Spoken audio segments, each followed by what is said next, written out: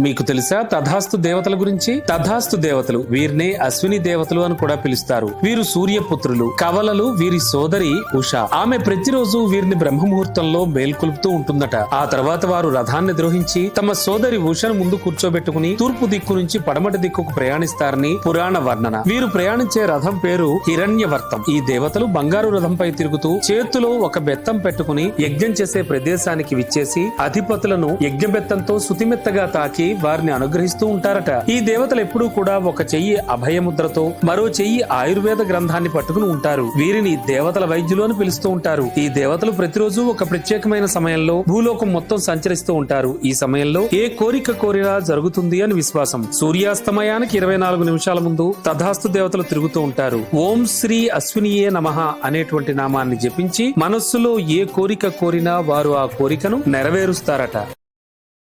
Download Share